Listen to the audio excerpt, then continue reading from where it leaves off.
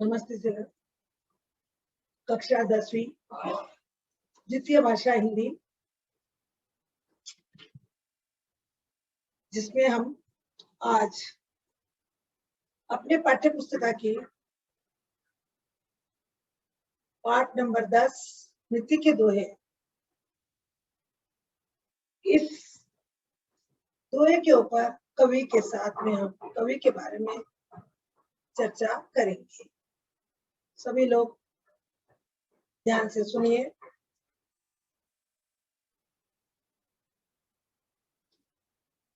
देखिए, आप लोग कुछ क्वेश्चन मतलब कुछ कवि के नाम बोलिए। जैसे आप लोग बोलेंगे शायद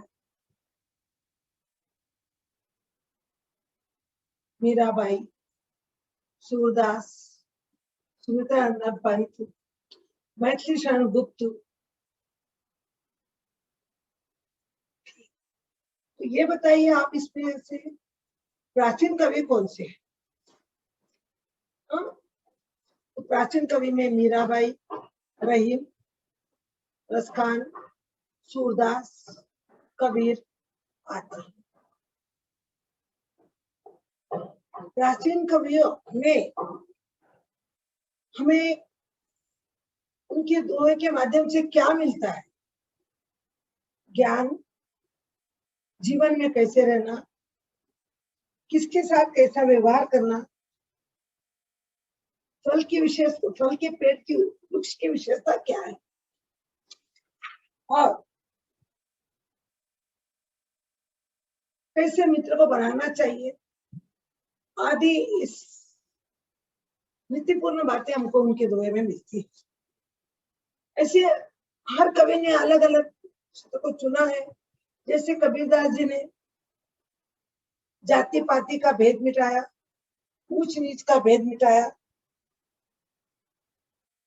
तुलसीदास राम के भक्त थे, उन्होंने राम के बारे में अपना सब कुछ लिखा। पूरी रामायण, पूरे राम का जीवन काल का वर्णन रामचरितमानस में तुलसीदास ने लिखा। ऐसे ही इस पाठ्य में रहीम और बिहारी, जो दोनों प्राचीन कवि है, उसने पाठ का शीर्षक ही आपको दिया नीति दोहे। नीति का अर्थ है ज्ञान मिलना। दोहे उसे कहते हैं तो दो लाइन में होते हैं, पर दिखने में छोटे, लेकिन भाव से परिपूर्ण अर्थ बहुत ज्यादा उसको बना हुआ। देखिए, इसमें सभी कवियों की अपनी अपनी होती है। विशेष करके प्राचीन कवियों में नीति की बातें ज्यादा होती है। नीति, भक्ति। तो बताइए आप भक्ति करने वाले प्राचीन कवियों के नाम, जो जिसको भगवान मानते हैं, उसके प्रति भक्ति करते थे।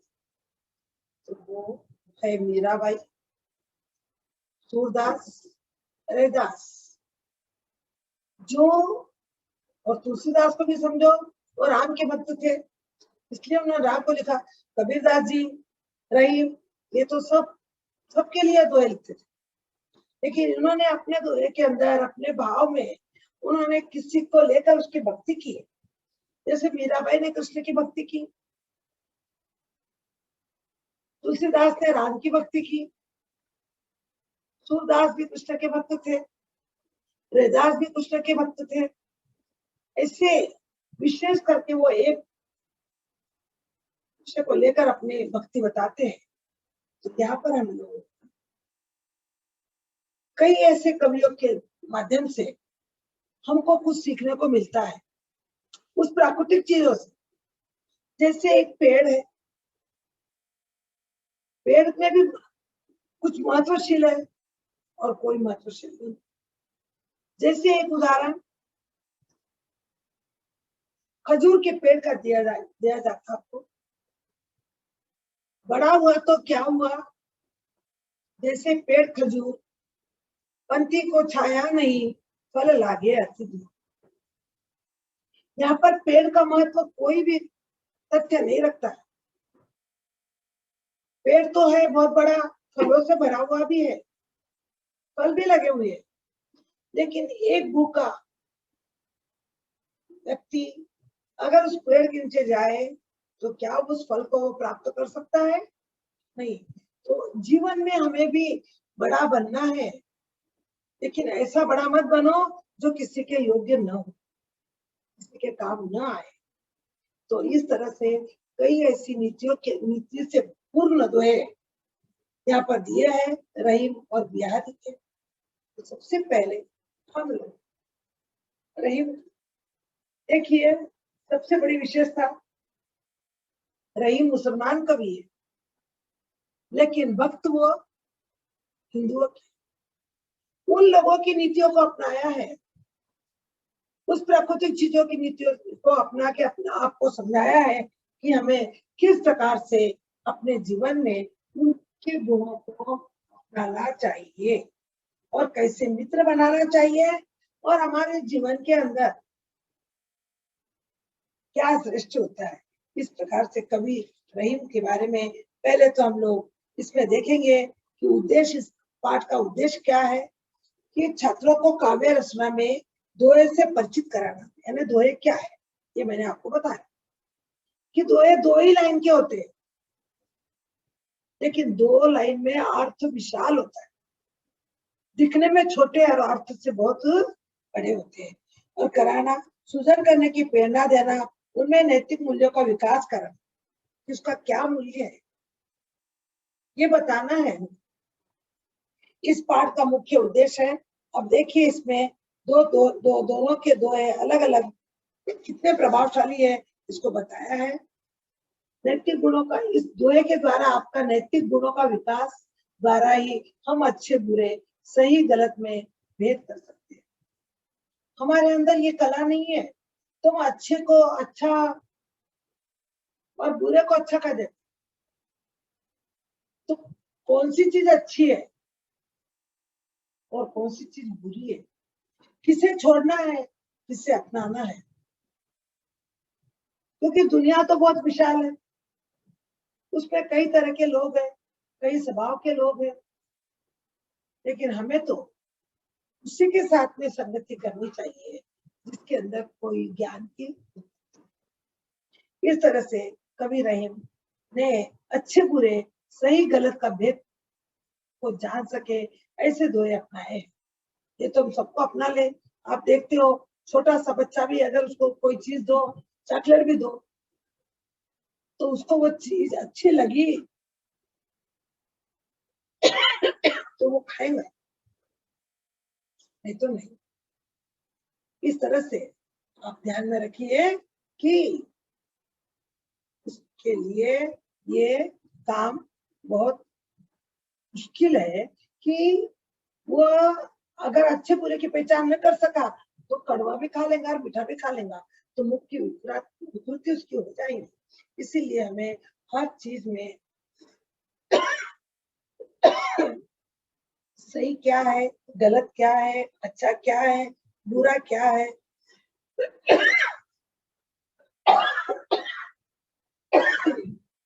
किसको अपनाना है और किसको नहीं, इसका ज्ञान हमें होना चाहिए। तो कवि रहीम ने अपने दो दोहे के माध्यम से आपको अच्छे बुरे की पहचान करनी है। देखिए कवि का परिचय,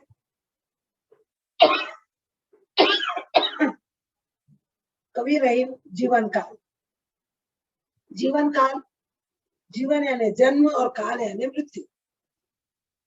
तो उनका जन्म 1556 और मृत्यु हुई 1626। इनकी प्रसिद्ध रचनाएं रहीम सरसई, बरवे, नायिका भेद, श्रृंगार, सोरठ आदि। और विशेष क्या है,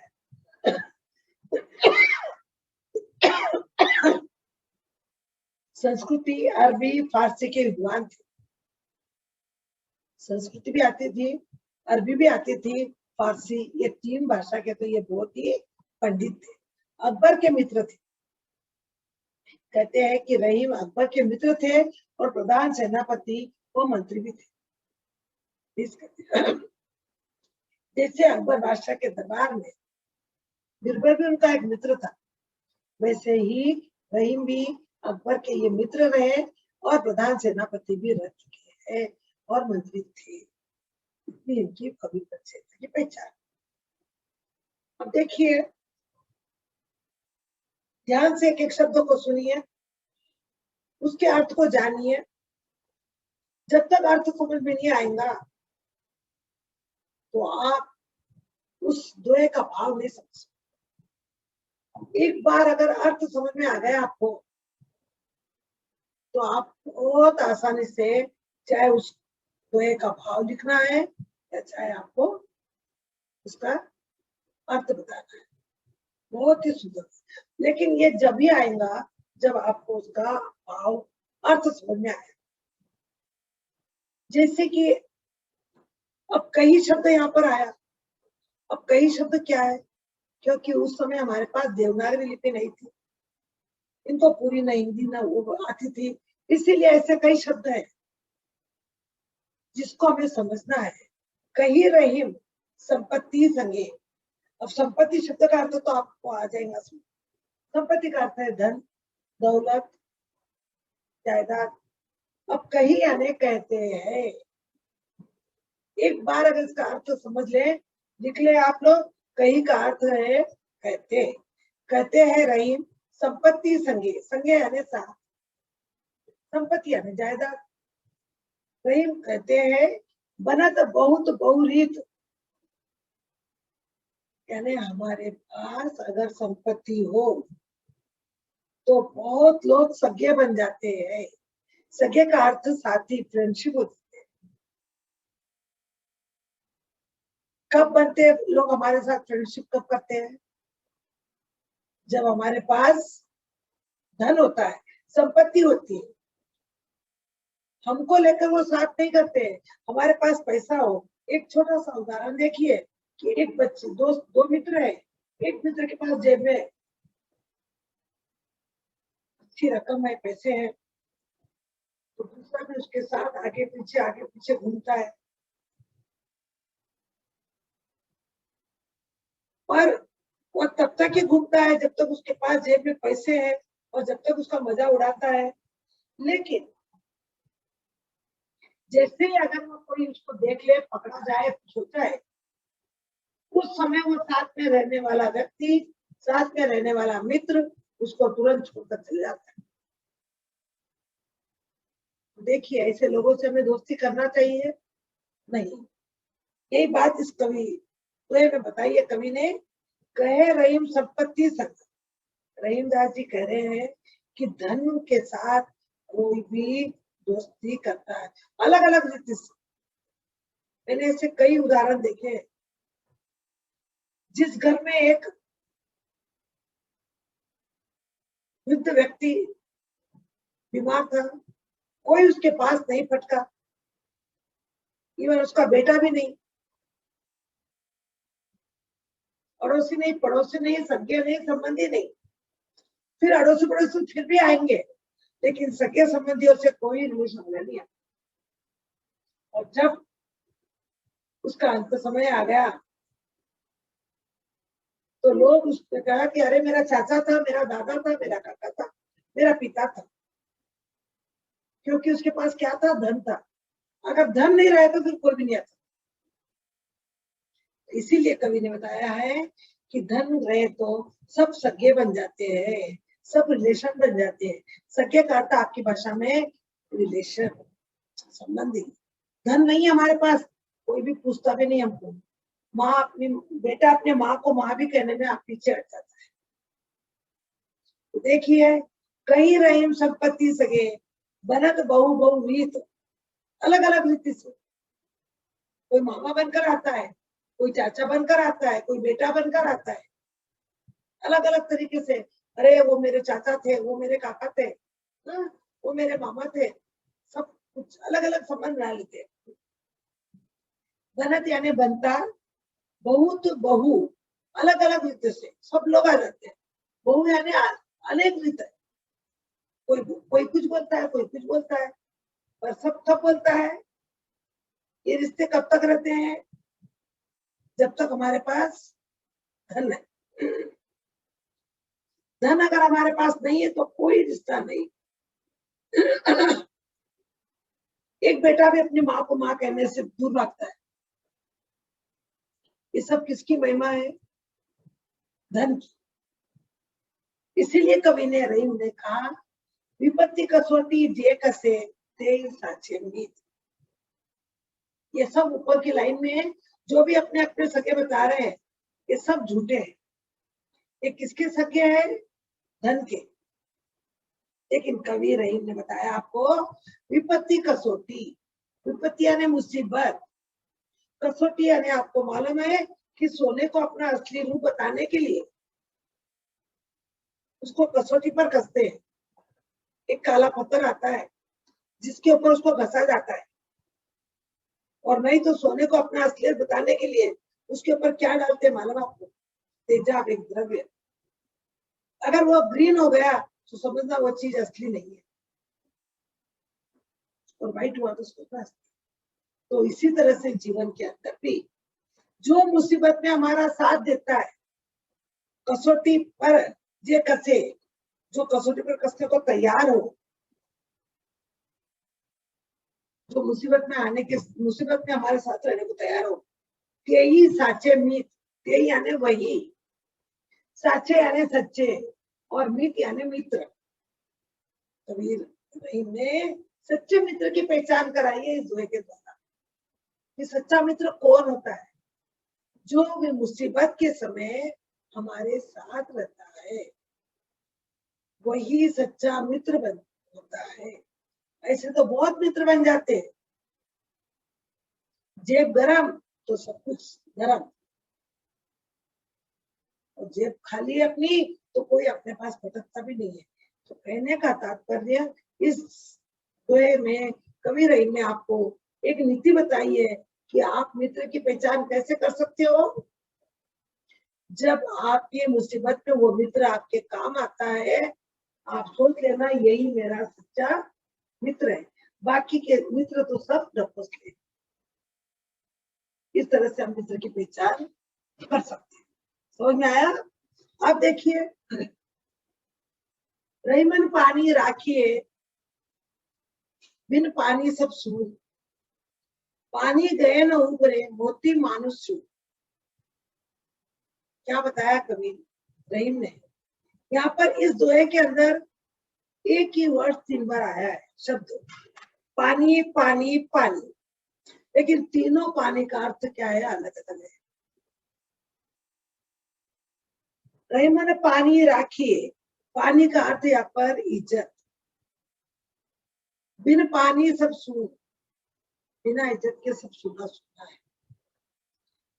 उसके लिए कवि ने उस मोती का उदाहरण दिया। पानी गए न उबरे, यानी मोती की चमक चली गई। मोती यानी आप लोग उसको पर्स बोलते हैं शायद। अगर वो पर्स के ऊपर का जो ऊपर का कवर होता है, उसकी चमक होती है, वो निकल गई तो वो मोती कितने का भी क्यों हो, लेकिन कोई उसको खरीदेगा नहीं। उसी तरह से हमारे जीवन के अंदर भी रहीमन पानी राखिए, बिन पानी सो, यानी हमारा मान मर्यादा इज्जत हमें रखना है। ये अगर एक बार चली गई तो फिर दोबारा नहीं मिलेगी। और ये नहीं है हमारे पास धन है, दौलत है, चाहे दुनिया की सभी चीजें, लेकिन लोग क्या कहेंगे? अरे वो तो चोर है। उसके बिना मोती मानुष चूर, मोती यानी मोही में पल्स, और मानुष यानी मनुष्य, और चून यानी ये तीनों भी व्यर्थ होते हैं। इसीलिए हम तीनों चीजों को संभाल के रखना चाहिए। एक तो हमारे जीवन के अंदर हमारा सार, फिर हमारा संस्कार, और तीसरा हमारा श्रद्धा पानी के ऊपर। जैसे उस पानी के उदाहरण देकर कबीर ने बताया है कि जीवन के अंदर और कोई चीज रहो या मत रहो, लेकिन हमारी मान मर्यादा इज्जत हमेशा हमारे पास रहनी चाहिए। इस प्रकार से कवि रहीम ने इस 2 दोहे के माध्यम से आपको नीतियां समझाई है कि कैसी लोगों से दोस्ती करनी चाहिए और हमें जीवन में किसको बचा के रखना चाहिए। उसके लिए कवि ने मोती का उदाहरण देके बताया कि मोती के ऊपर की अगर चमक चली गई उसका कोई मूल्य नहीं होता। उसी तरह से हमारे जीवन के अंदर हमारी मान मर्यादा चली गई, हमारी इज्जत नहीं रही, तो हम किसी काम के नहीं रहेंगे। मोती पानी गए न उभरे, उभरे अर्थ है कोई कुछ चीज नहीं बचती है। एक बार अगर चले गया अपना नाम, फिर वापस कुछ नहीं बचता। इसीलिए कवि ने दो दोहे के माध्यम से कवि रहे हुए आपको मित्र किससे बनाना चाहिए और जीवन में हमें किसको रखना चाहिए, कवि ने बताया है। धन्यवाद। आज का आपका खत्म हुआ और आज की क्लास